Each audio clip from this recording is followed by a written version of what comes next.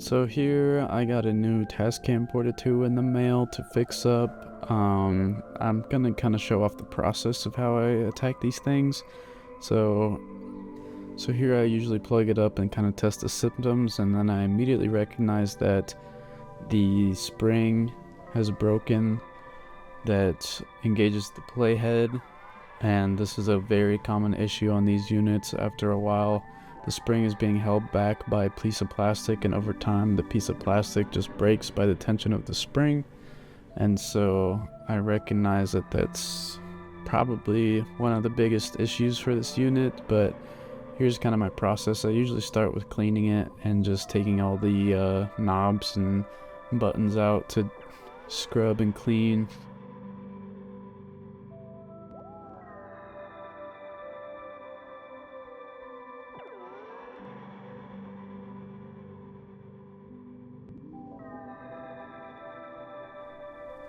Clean up the shell as much as I can.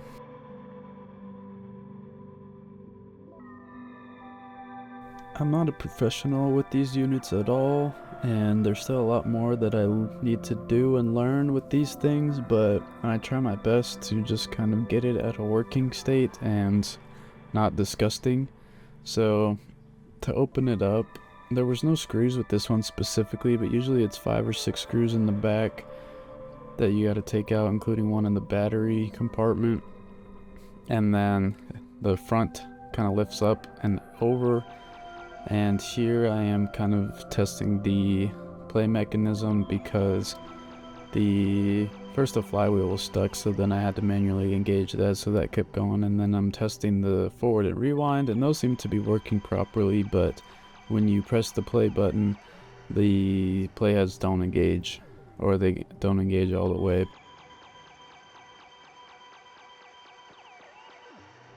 So with some manual engagement, you can see that it runs, so that made me believe that it's probably just the spring and needs some lubrication and definitely some new belts. Probably, when in doubt, always put new belts in these things. So here is a clip of me taking those screws out. Usually it's 4 or 5 screws around the kind of tape chassis, cassette transport chassis. And you don't have to take out the bundles from the boards, but I usually do because it's just easier to get in and around this thing. And so this time I only took out the one that goes into the top board, and then I usually like to put something down here and just flip it over and work on it inside the unit here.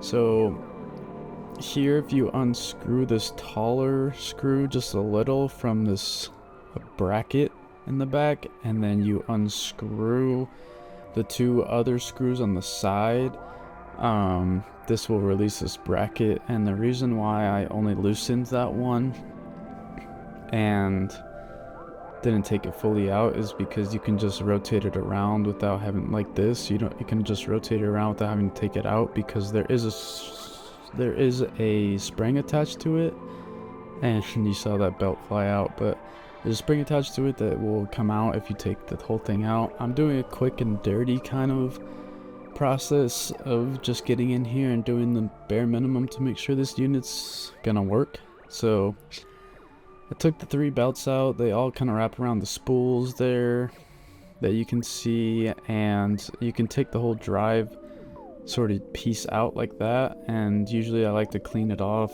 and get inside of here and start cleaning all the gears and stuff, because there's a lot of gunk that builds up in these things, and I try to get it as good as I can and as best as I can.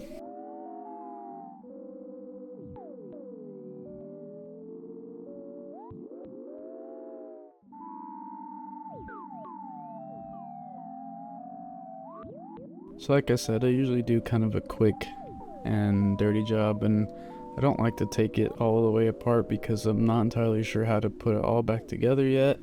I kind of go piece by piece at each unit and just try to get deeper and deeper to become more familiar with these things. I'm not a professional whatsoever, but I've worked on a few of them in my time, fixed a good handful of them. So here I am lubricating this pin for the main drive wheel, and then I'm cleaning out kind of the inside of the other wheels here, because sometimes they get gunked and they also get lubed on accident, and they need to be clean so that the belts will have good tension and grip.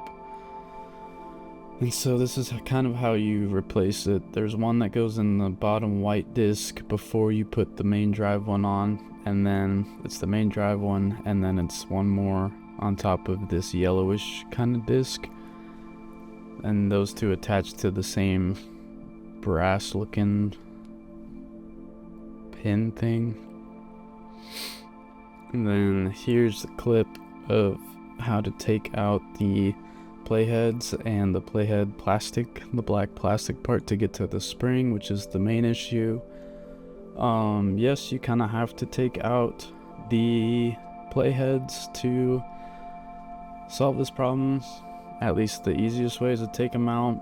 It's a little scary taking these out because they are very kind of delicate and need to be fine-tuned, adjusted so that it plays tapes correctly and records on the tapes correctly. The professional way is to use like an oscilloscope and watch the waveforms to fine-tune it, but I don't have that or have the patience to actually figure it out. So I usually just use a tape with music that I know very well.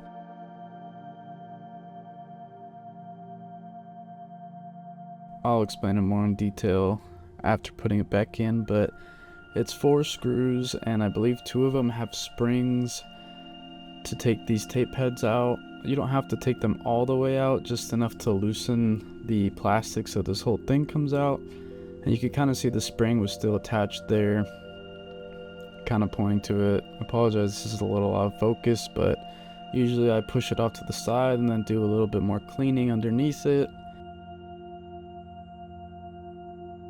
And here's the spring. So the plan is to unwind it one kind of like loop so that the shorter end of the spring is longer so that it can have tension against the plastic kind of chassis right here. As you can see, I did it off camera because it's a pain to try to loosen this thing, but once you finally get it loosened and one wrong kind of longer, it'll fit in the plastic again and have tension. And it's kind of difficult putting it back in here and then putting it back on. So I found the best way is to leave it kind of untensioned, then press down on it and then pull the spring back as you're giving it tension, then putting a screw into the thing so it stays clamped down, if that makes sense. I even put the same screw on the broken part in because it still like is pushing down on the plastic, if that makes sense, keeping the plastic down.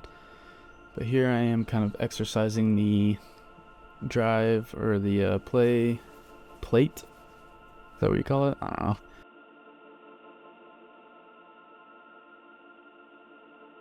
Here I am trying to figure out how to put these playheads back in.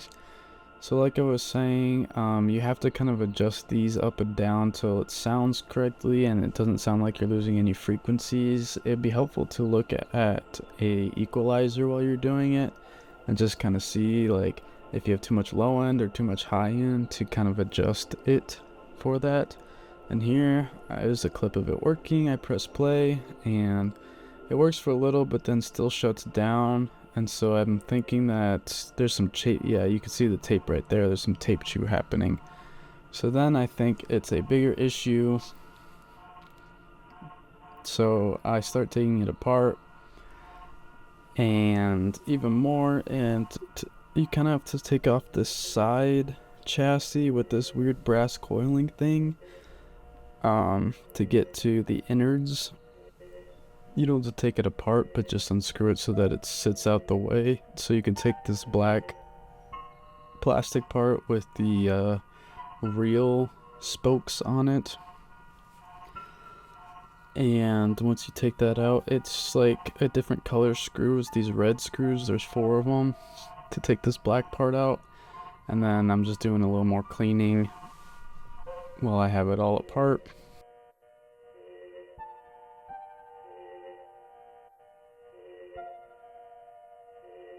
Sorry if this video is kind of all over the place. Like I said, I kind of wanted to show off the whole process of me diagnosing a unit and fixing it, rather than just doing a tutorial. But there's multiple tutorials in here, so here I am kind of exercising some of the parts in here. I did notice that some of them were a little gunky and stiff, so it's a little worth it to kind of take it apart some more and lubricate some of the spots that were gunky. It's some of these plastic kind of arms that get gunked up and need cleaned. So this clip, I took the one on the left out that has a spring attached to it. It's a little difficult to see, but you'll see when I put it back in what I'm talking about. So here's that chassis, moving it out the way, and I'm trying to take these E-clips out. And these E-clips or C-clips are like the scariest thing, because once it pops it just disappears, and I've lost a couple of them over time. But here's one of the arms you need to lubricate. It goes around the kind of gold pin right there, and so the best way is to just clean off the pan and then get some lube for metal parts, and then another E-clip right here to get this gear and lubricate this gear. It's on another gold pin like that. So just some more cleaning and lubricating. It's honestly just take it slow and record yourself doing it, so if you need to look back at it, that's kind of why I record these videos, is the safety for myself. Here's that spring I was talking about. There's one spring that you don't want to lose that usually comes apart when you take the black part out. And once I got it kind of back together, and I replaced the tire on the front here that is also part of the play mechanism. I'm not really sure what it's called, but it's underneath the counter, and this kind of also pulls on tape. So I found out after replacing the tire that was just the issue. So always replace your belts and tires, and usually your unit will be working fine. So here it is playing as normal, and I'm just doing some fine tuning here. So with this unit, it just had a bad spring and needed some new belts and the new tire, and it's good to go. And I'm gonna do some more cleaning and testing before I run it back up. But I hope this video is helpful for you, and leave a comment if you have any questions, or if you have any better ways of how to go about this stuff. I'm always reading the comments, and I hope you find this video helpful and encourages you to start tinkering with your machines to get them back to life, because these old cool tape machines are cool. So thanks for watching.